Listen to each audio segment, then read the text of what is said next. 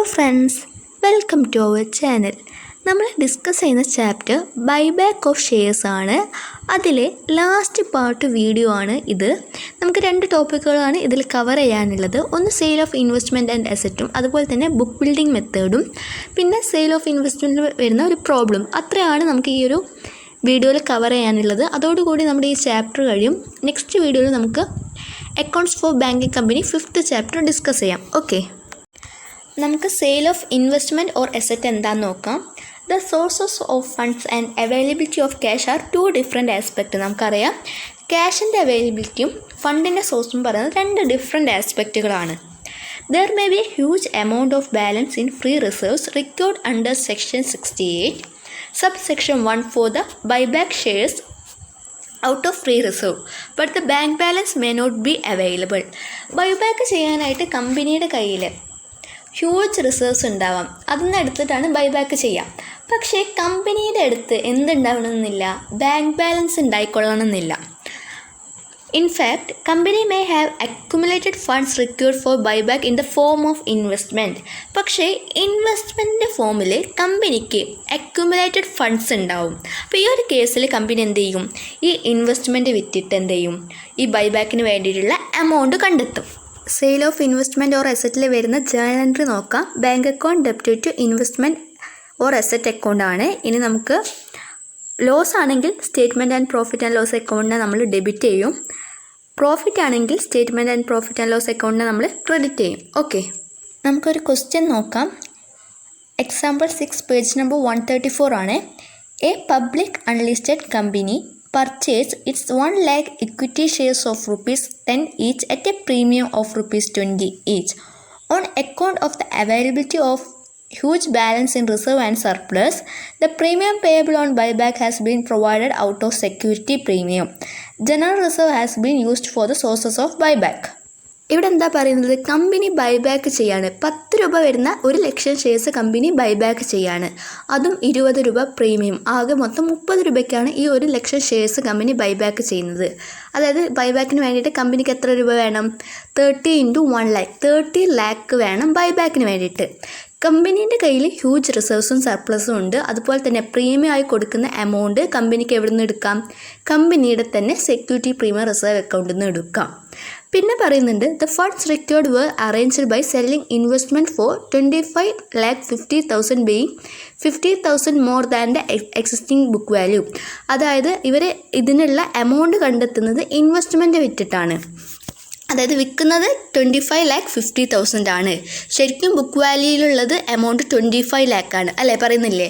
50,000 book വാല്യൂവിനേക്കാളും 50,000 കൂടിയിട്ടാണ് company എന്ത് ചെയ്യുന്നത്, ഇൻവെസ്റ്റ്മെൻറ്റ് വിൽക്കുന്നത്. അപ്പോൾ ഈ 50,000 കമ്പനിക്ക് അവിടെ എന്താണ്, പ്രോഫിറ്റ് ഉണ്ടാവുന്നുണ്ട്. The bank balance available before sale of investment was 5,22,000.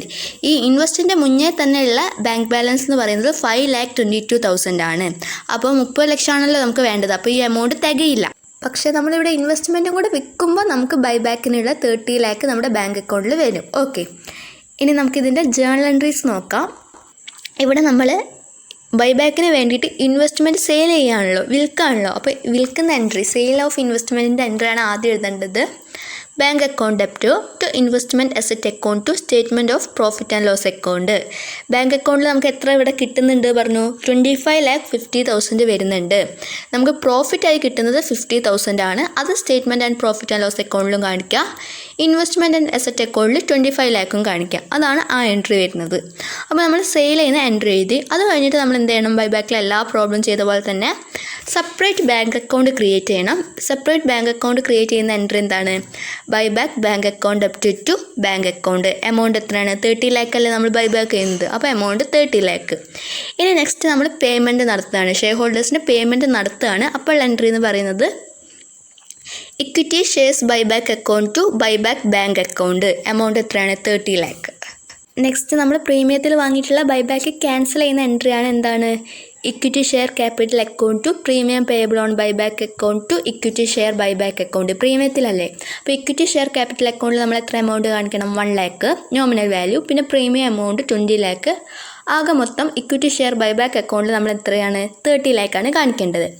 അത് കഴിഞ്ഞിട്ട് നമ്മൾ പറഞ്ഞു, ബൈബാക്കിനുള്ള അക്കൗണ്ട് നമ്മൾ നോമിനൽ വാല്യൂ ജനറൽ റിസർവ് എന്നാണ് എടുക്കുന്നത്. അത് നമ്മൾ CRRലേക്ക് മാറ്റണം. അപ്പോൾ എൻട്രി ആണ് general reserve account debited to CRR account. Amount എത്രയാണ്? 1 lakh നോമിനൽ വാല്യൂ. നെക്സ്റ്റ് നമ്മൾ പ്രീമിയം എടുക്കുന്നത് സെക്യൂരിറ്റി പ്രീമിയം റിസർവ് അക്കൗണ്ട് എന്നാണ്. അപ്പോൾ ആ entry security premium reserve account debited to premium payable on buyback account. എത്രയാണ് പ്രീമിയം അടയ്ക്കുന്നത്? 20 lakh. ആ amount എഴുതുക. അപ്പോൾ ഇത്രയാണ് ആ ഒരു പ്രോബ്ലം. ഈസിയാണ് അല്ലേ? നമ്മൾ ചെയ്തതിൽ വെച്ച് ഏറ്റവും ഈസി ഉള്ള പ്രോബ്ലം ആണ്. ജസ്റ്റ് ആ ഒരു ജേർണൽ എൻട്രി മാത്രം ഓർത്ത് വെച്ചാൽ മതി ഇൻവെസ്റ്റ്മെൻറ്റിൻ്റെ. അതിന് വേണ്ടിയിട്ടാണ് ഈ ഒരു പ്രോബ്ലം ചെയ്തത്. നെക്സ്റ്റ് ബുക്ക് ബിൽഡിംഗ് മെത്തേഡാണ്. Under this method the company does not price the security in advance. ഇവിടെ ഒരിക്കലും കമ്പനി അഡ്വാൻസ് ആയിട്ട് സെക്യൂരിറ്റീസിന് പ്രൈസ് പറയില്ല. Instead it offers the investors an opportunity to bid collectively. It then uses the bids to arrive at a consensus price. All the application received are arranged and final offer price known as cut-off price is arrived at. അതായത് ഇവിടെ എങ്ങനെയാണെന്ന് വെച്ചാൽ എല്ലാ ആപ്ലിക്കേഷനും receive ചെയ്യുന്നത് ഒരു final പ്രൈസിനായിരിക്കും. ആ പ്രൈസിനെ പറയുന്ന നെയിമാണ് എന്ത്? Cut off price.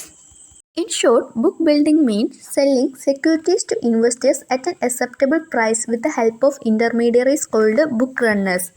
Book runners എന്ന് പറയുന്ന ഇൻ്റർമീഡിയറീസിൻ്റെ ഹെൽപ്പോട് കൂട്ടിയിട്ട് കമ്പനി എന്ത് ചെയ്യാണ്? എല്ലാ ഇൻവെസ്റ്റേഴ്സിനും അക്സെപ്റ്റ് ചെയ്യാൻ പറ്റുന്ന ഒരു എമൗണ്ട് സെക്യൂരിറ്റീസിന് ചാർജ് ചെയ്യുന്ന ഒരു പ്രൈസിനെയാണ് ബുക്ക് ബിൽഡിംഗ് മെത്തേഡ് എന്ന് പറയുന്നത്.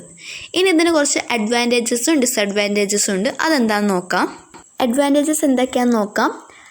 It facilitate quick and easy collection of ഫണ്ട്സൊക്കെ കളക്ട് ചെയ്യാൻ കുറച്ചും കൂടെ ഈസി ആയിരിക്കും. അതുപോലെ തന്നെ ഇൻവെസ്റ്റേഴ്സിന് ഫെയർ ആയിട്ടും റിയൽ ആയിട്ടുള്ള പ്രൈസാണ് പ്രൊവൈഡ് ചെയ്യുന്നത്.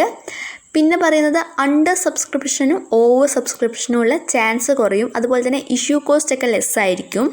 പിന്നെ ഇവാലുവേഷൻ ഈസിയാണ്. അങ്ങനെ കുറച്ച് അഡ്വാൻറ്റേജസ് പറയുന്നുണ്ട്.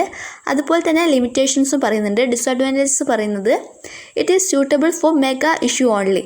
ഈ മെഗാ ഇഷ്യൂസിന് ആണ് ഈ ഒരു ബുക്ക് ബിൽഡിംഗ് മെത്തേഡ് കുറച്ചും കൂടെ സ്യൂട്ടബിൾ. പിന്നെ പറയുന്നത് കുറച്ചും കൂടെ ഡെവലപ്ഡ് ആയിട്ടുള്ള അല്ലെങ്കിൽ ബിഗ് ആയിട്ടുള്ള സ്ട്രോങ് ആയിട്ടുള്ള കമ്പനിക്കാണ് ബുക്ക് ബിൽഡിംഗ് മെത്തേഡ് കുറച്ചും കൂടെ സ്യൂട്ടബിൾ എന്ന് പറയുന്നുണ്ട്. അതായത് ഒരു വീക്കായിട്ടുള്ള അല്ലെങ്കിൽ അത്ര വലിയ കമ്പനിയൊന്നും അല്ലെങ്കിൽ ഈ ബുക്ക് ബിൽഡിംഗ് അത്ര സ്യൂട്ടബിൾ ആയിട്ടുള്ള ഒരു മെത്തേഡല്ല.